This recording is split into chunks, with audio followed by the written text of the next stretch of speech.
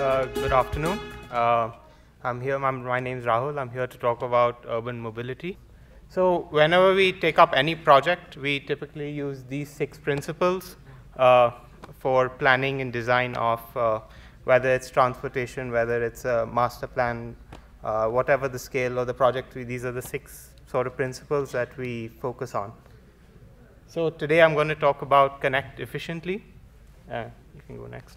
So the streets of India are quite unique in the sense that they have all these variety of modes all occupying and using the same space. So from the lower end of the spectrum, you have your pedestrians and even your animal-drawn carts, and the other end of the spectrum, you have your metro rail and buses.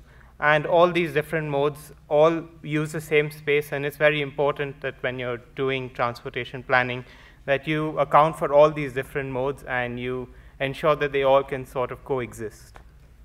Go next. So the 4 sort of principles that we use when we approach any transport planning project, the first is focusing on a people-centric approach.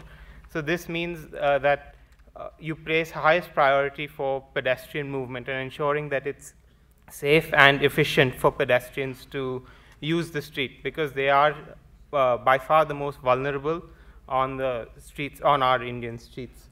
Next is we place a lot of importance on public transport and users of public transport, and lastly, the private vehicles.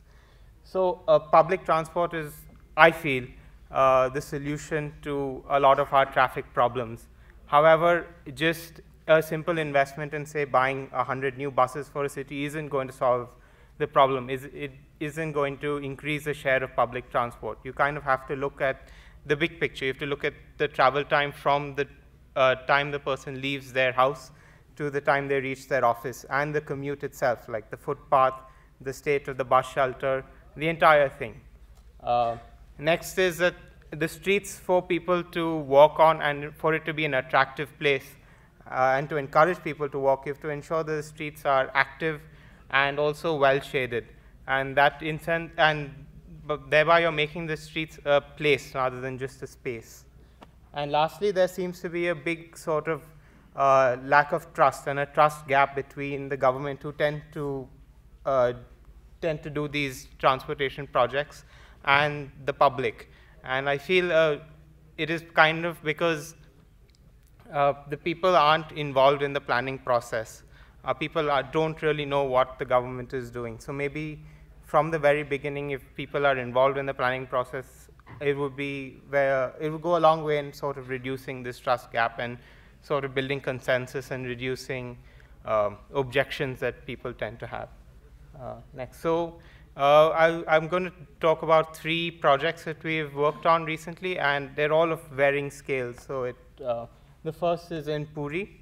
You can go next. So Puri, as you all know, is probably India's most cultural and religiously significant place. And this was recognized by RIDAI and was put on the list of cities under RIDAI. And CRCI had the opportunity to make the urban design guidelines and prepare the toolkits for the development of the city. And we had an opportunity to work along with CRCI on a number of aspects of the project, but transport planning being one of them. Go next. So this is what Puri city looks like. You have the beach at the south, the Jagannath temple in the center, and the heritage city of Puri, which spreads out around the Jagannath temple, and of course the Badadanda road, which extends from the Jagannath temple in the center to the Gundicha temple in the east of the city. So if you look at the heritage core of the city, it is kind of where majority of the people live, and also home to most of the attractions, the temples, the tanks, the dharamshalas, all are located within this heritage district. And you can see marked in yellow are all the sort of heritage buildings, all sort of clustered in this heritage area. So it's kind of where people want to be, and a lot of people live there also. You can go next. So, and this entire heritage district is very compact, sort of like Srinagar's downtown. It's very compact, very dense fabric. And all the space, all the locations within here are all a very short walking distance. At the most, like 2 kilometers, 2 or 3 kilometers, you can sort of cover the entire the entire city. So it's like a 15, 20-minute walk, and you can cover the entire sort of heritage town and see all the attractions. So this is what the street network in Puri looks like, especially in the heritage town. In yellow are marked the sort of wider roads, which are sort of 2-lane roads. And shooting off from them is a very dense labyrinth of streets, very narrow, as you can see in the photo below. So this is what the typical streets look like. On the left is the sort of motorable wider road. All the streets have this sort of active edge at the edge, where you have shops, where you have entrances to buildings. And the vehicular sort of right-of-way in the center is very congested. There's no designated space for pedestrians or the stalls which sort of spill out from the buildings. And it's very hard to walk down this road without being honked at. Maybe if you walk 20, 30 meters, you're definitely going to hit an auto rickshaw or a scooter or a vehicle who's going to try and get you out of the way. On the right, you'll see the smaller, narrower streets which shoot off from these busy arterial sort of roads. And on these streets as well, you have vehicles, scooters, all plying on these streets. And it's not uncommon to see 2 vehicles coming from either end of the street and stopping, looking at each other. It's almost like a duel, where the 2 vehicles stop, they look at each other, and instead of taking out their pistols, they blow their horns. And the vehicle with the louder and more persistent horn normally wins, and the other vehicle has to beat a hasty retreat, reverse, try and find a spot where there's a little more space, and the louder vehicle rather passes through. So we felt that this is not quite right. This is not how the transport of such a heritage area should be. So these are the sort of issues that the heritage area of Puri is facing. And it's not uncommon with many heritage towns and many heritage areas, including Srinagar. One is the increasing number of vehicles, increasing traffic congestion, increasing conflict between pedestrians with the stores, and the vehicles, of course. And as a result of this, there's a lot of noise and air pollution, which is definitely hampering the heritage area of Puri. So recognizing this, the city of Puri sort of recognized that it's a sort of a logical thing. There's more traffic, hence we need more roads. And you get more roads by widening the roads.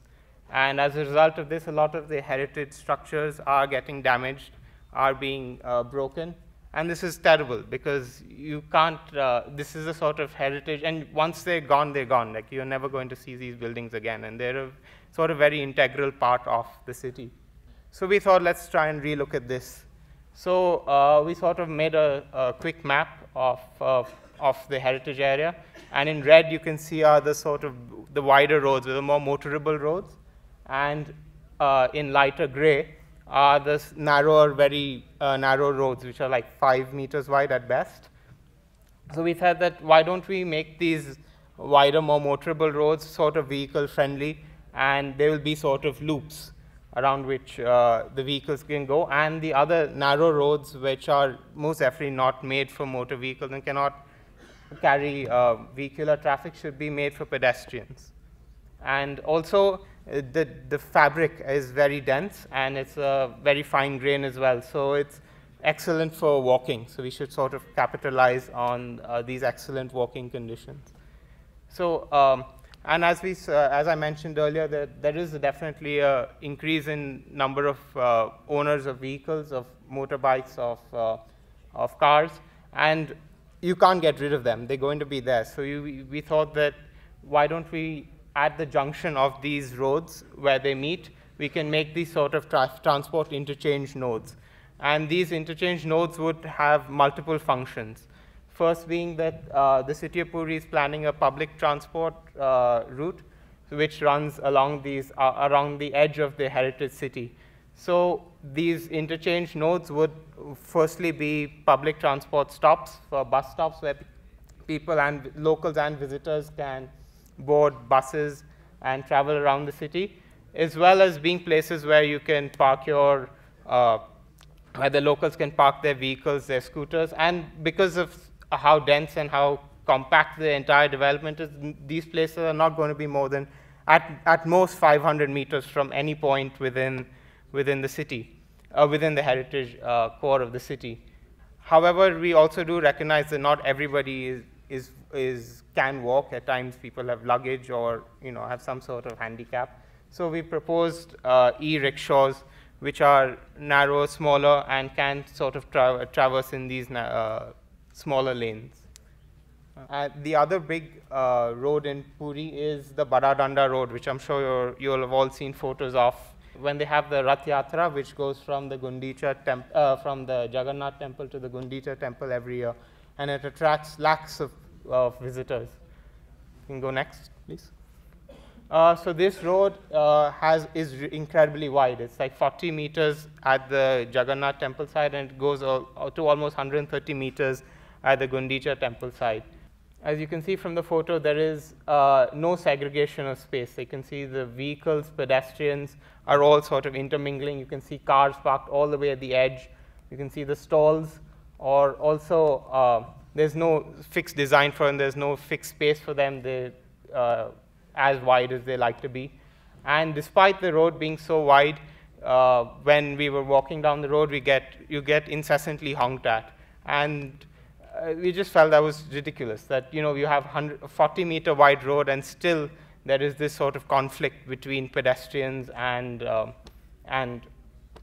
vehicles. You can go next. So we thought that, well, why don't we sort of redesign this road?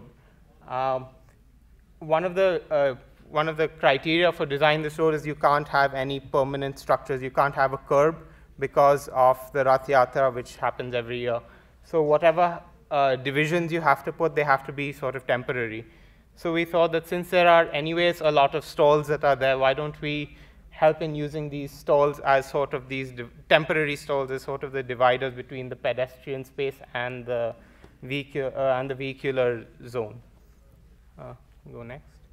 And also to further enhance this sort of segregation of space for the pedestrians and the vehicles, a different sort of paving for the activity or the pedestrian zone, as well as for the mobility zone. Go next. So another project that we just recently finished was in Ranchi. As you can see in Ranchi, like most cities in India, are rapidly growing. Their population is growing very rapidly, as well as with that the vehicle ownership. And as per their development plan, they were saying that the vehicle ownership is going up by almost 60% between 1990 and 2000, and it's expected to continue growing at that rate. So the problems that Ranchi is facing is again very similar to Puri, is similar to most cities in India: increasing number of vehicles, competition of space between pedestrians and vehicles, and limited public transport. The public transport is just not able to cope up with the demand. So the solution, like in Puri, what the Ranchi Municipal Corporation decided to do was, well, we have more traffic, hence let's build wider roads.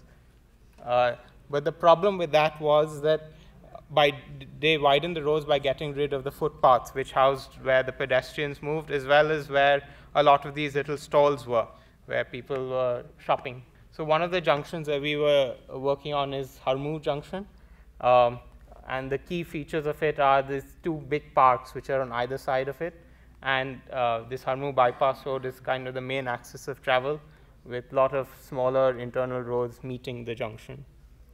So these are just a couple of photos of the site where you can see they've gotten rid of the footpaths, and it's kind of just vehicular dominated. So you can see here, and here the stalls have been all just shoved into one corner. So this is what the traffic movement at the moment is like at Harmu Chowk. You can see vehicle is very, very complicated, a lot of conflict between the vehicles. And can you imagine if you're a pedestrian and you want to cross this? There's absolutely no scope for crossing, because there is no break in the traffic for you to cross. So what we proposed was that, following our principles of putting the pedestrians first, that here you have a big park, you have another big park here. So there's a great synergy between these two spaces. So we must ensure that there's a very strong connection between them. So we propose this to be a raised tabletop crossing. This would serve two purposes. One is to allow people to easily cross, And secondly, also it would help in slowing the speed of the traffic because it's sort of a hump. So it would act as a sort of traffic calming measure as well. And this median, we redesigned the median to help channelize the flow of traffic. So, and also because of this, some of the traffic movements were not allowed anymore. So you had to go a little further on to get a U-turn to reach some of the streets. But that's a small price we had to pay to ensure that there's safe pedestrian crossings. This is like a view of it. You can see the tabletop crossing, the connection between the parks, and the reinstated footpaths, and the designated sort of area where you can have your stalls. And the last project that I would like to talk about is the stormwater drainage channel project that we're working on in Naya Raipur. You go next.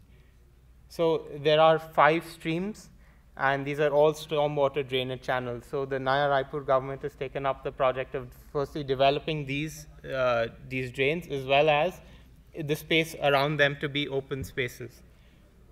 So what we thought and what we designed this as is, firstly there'll be the stormwater channel, which would be the big infrastructure project, which would carry the stormwater, and the space around it would be open spaces, which would be great for the citizens of Naya Raipur and the sectors around. And lastly, space for the people, as there will be fixed boardwalks and pedestrian trails, so allowing people from the sector to come all the way to the edge to enjoy the open space and enjoy the water in the channels being developed. So we have a short video we've made of the project, which I think would well explain what we are doing.